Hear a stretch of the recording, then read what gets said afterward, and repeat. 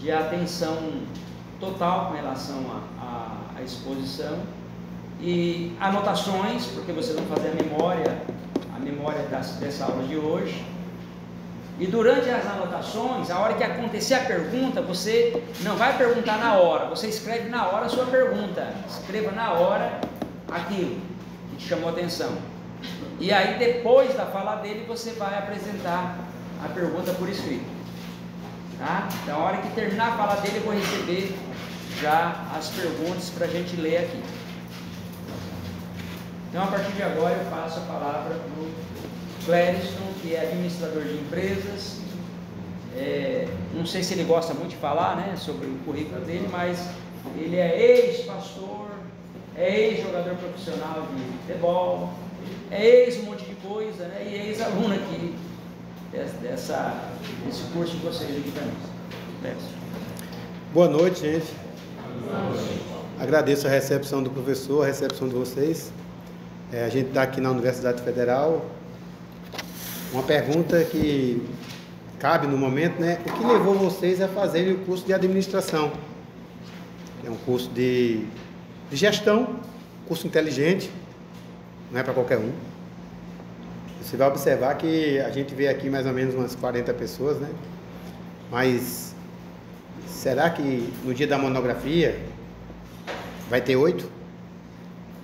Que geralmente é assim, começa 50. Aí no último mês só tem 9, 6, 8. Então, meu incentivo é para que vocês arregassem as mangas e não parem nos seus objetivos. Não estou falando do curso só, estou falando de objetivo. Essa é a minha motivação para vocês, né? Arregassem as mangas, puxa a espada e vai para cima.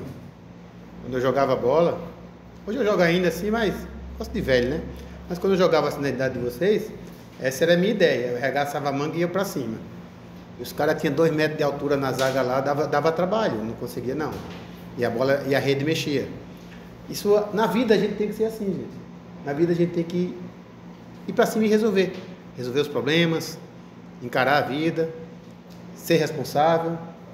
E no curso de filosofia, eu sempre gosto de deixar esse conceito. Para mim, o conceito de filosofar é, abre aspas, é o ato de introspecção. Alguém fala, você escuta, você ouviu o que foi dito. Reflexão, você meditou no que foi dito. Aí você dá uma sentença, um julgamento do que você ouviu. Aí você faz uma extrospecção. Então se resume em introspecção, reflexão, extrospecção. Isso aí, gente, para alguém que pensa, vai de encontro toda aquela ideia quando alguém falar assim, você não pode julgar isso. Gente, se você não fizer análise sobre as coisas da vida, estão te chamando de imbecil e de burro. Você tem que pensar sobre tudo. Qual a roupa você vai usar? Você usou uma blusa amarela. Você gostou da blusa amarela, concorda? Então você analisou. Você ali botou o boné, não foi? Você gostou do boné. Você analisou, usar ou não usar? Entendeu? Então o tempo todo, a cada segundo, nós fazemos análises e julgamentos para saber se a sentença vai ser positiva ou negativa. Então isso é filosofar. Só o fato de você escolher uma roupa para sair é filosofar. Você escolheu, você fez uma análise, fez a introspecção, está aqui. Ficado e feita a carteira. Essa hipótese lançada. A reflexão, fica ou não fico? A extrospecção, resolvi ficar.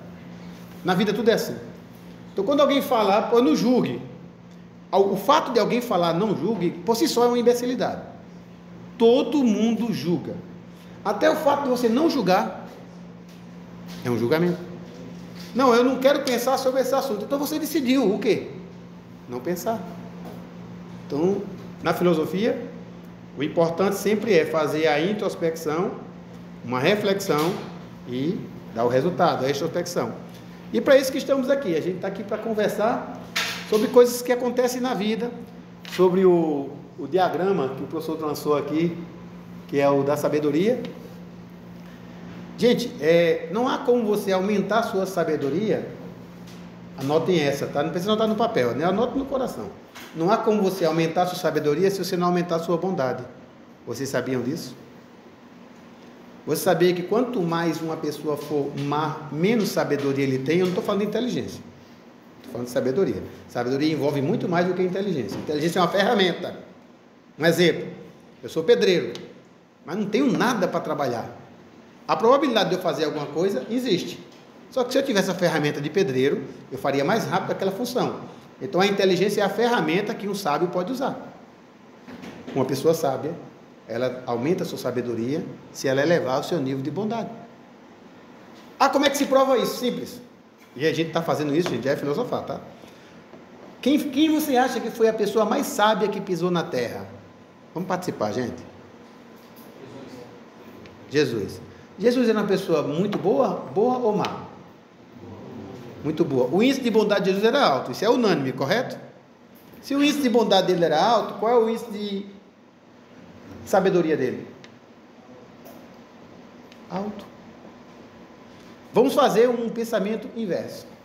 Se o índice de Jesus de bondade fosse baixo, ou fosse negativo, qual era o nível de sabedoria dele? Negativo. Você vai observar na Bíblia e na história, isso não há dúvidas, quanto mais uma pessoa era má, mais ela cometia atos de burrice. E o maior ato de burrice que alguém pode cometer é enfrentar aquele que criou todas as coisas. Sabe? É tentar confrontar Deus. Esse é o maior ato de burrice. O maior ato de não sabedoria. E você observa que Deus fala acerca de Jesus: esse é meu filho amado em quem eu tenho prazer, escutem ele.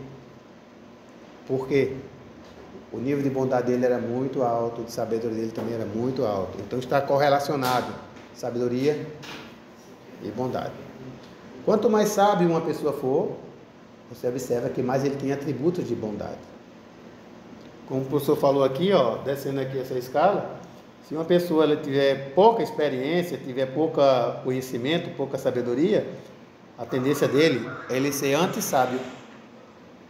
Ele usou um termo, eu vou usar um outro termo, é ser anti-sábio. Ali está a sabedoria. Quanto mais você aumenta a sua experiência, quanto mais você aumenta a sua leitura, seu conhecimento, aí você aumenta a sua sabedoria. Isso é muito óbvio, gente. E está no livro, né? Se der uma lida aí, dá para perceber. Uma coisa que eu talvez possa ajudar vocês em relação ao livro, os livros do professor Drogil são muito epistemológicos. Significa dizer que cada termo ele tem também uma tradução. Então, às vezes, gente, não sei se vocês já viveram isso ou passaram por isso. Eu já estudei várias escolas diferentes, universidades diferentes. Então, gente, tem aquele debate quando as pessoas começam a perceber que algo está errado nessa catraca chamada sistema, vida. Aí, geralmente, se fala que a culpa é do sistema. Cara, mas o sistema não tem CPF, não tem CNPJ, você não pode processar ele, nem pode dar uma tapa nele. Como é que você vai resolver se a culpa é do sistema? Então, é uma coisa que eu falei, quando eu era adolescente, a culpa é do sistema, a culpa é do sistema, a culpa é do... Quem diabo é o sistema? Quem é o sistema? E realmente, a culpa das coisas não funcionarem é a forma que o sistema é. E o sistema, ele se desenvolve de uma forma que você não opina. Apenas você obedece ou não. Mas você não opina como o sistema vai funcionar. Alguém tem dúvida disso? Quer que eu explique mais sobre o que eu estou falando? Sobre opinar como o sistema deve funcionar? Um exemplo. Você não chega lá e fala assim: olha, a partir de hoje ninguém vai pagar mais imposto. Você pode fazer isso? Então você não opina como o sistema funciona. A partir de hoje todo mundo vai pagar imposto triplicado. Você não faz isso. Ninguém aqui pode fazer isso. Eu estou falando aqui, tá? Em outros lugares já tem gente fazendo. Os impostos estão aumentando aí, a coisa está brava. Mas a gente não opina como o sistema deve funcionar. Quando a gente chega ao poder, se houver essa situação, pode ser que isso aconteça. Mas uma pergunta que as pessoas deviam entender é o seguinte: quem dá o start no sistema? Vocês já se perguntaram isso? Quem aperta o botão para o sistema rodar? Como é que funciona? Um exemplo, há pouco tempo atrás, houve uma situação aí que foi dada uma ordem para que todo mundo obedecesse. E a ordem foi: fique em casa. Quem deu essa ordem? Sabe, entende? Se você botar essa ordem foi dada pela ONU. Essa ordem foi dada pela OMS. A OMS é soberana? A OMS é um país? Não, ela não é. A ONU é um país? Não, ela não é. É um conglomerado de países. Mas por que veio uma ordem, e essa ordem foi mundial, dizendo, fique em casa? Ah, desculpa. Não, em virtude de uma enfermidade, uma doença que está contaminando todo mundo.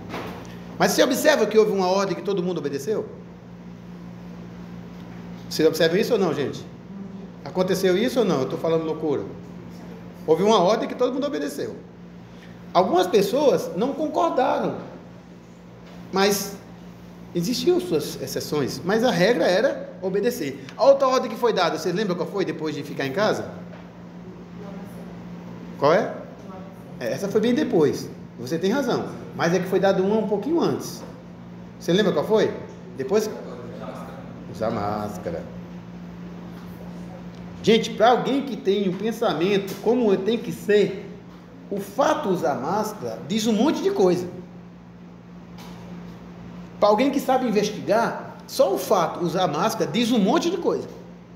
Mas para alguém que não consegue, ele pensa que é botar um pano na cara, porque ele vai se proteger de um negócio que sai voando por aí, ele tem uma liberdade incrível, e ele salta de uma pessoa para o outro, ele sai matando um ao outro, ele pode matar você. Você tem que botar um negócio que faz você respirar óxido de carbono. Tem uma parada errada aí, não, bicho? Se a ideia era uma enfermidade pulmonar, onde deixava você sem respirar, você tinha que usar uma coisa que não te deixava respirar. Tem algo errado aí, não? E outra coisa, ainda tinha um agravante. Só podia comprar e só podia vender quem estivesse usando. Alguém pensou nisso? Ah, lá em Apocalipse 13 fala que vai ter um negócio aí que só pode comprar e vender quem tiver ele. Fizeram essa associação? Alguém fez essa associação? Não estou falando que a máscara é a marca da besta. Eu estou falando que nessa ordem que foi dada para todos, a ideia era, só pode comprar e vender se tiver com máscara. Óbvio, se o cara ia para alguém, estava informalmente, ele podia fazer a sua compra. Mas você só entrava no Gonçalves se você tivesse com máscara. Correto?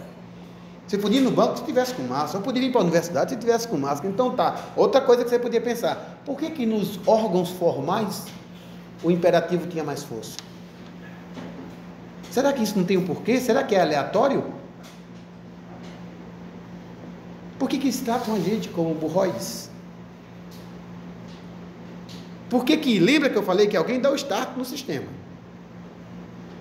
Um alguém ou então vários alguém que dá o start no sistema provocou a ideia da gente não pensar, mas se a gente parar para pensar, a gente pode fazer investigações.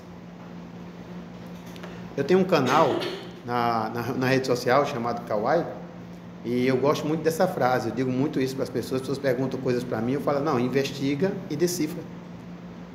Você sabia, gente, que você veio à Terra exatamente para isso? Se em algum momento já parou para pensar, o que você veio fazer na Terra?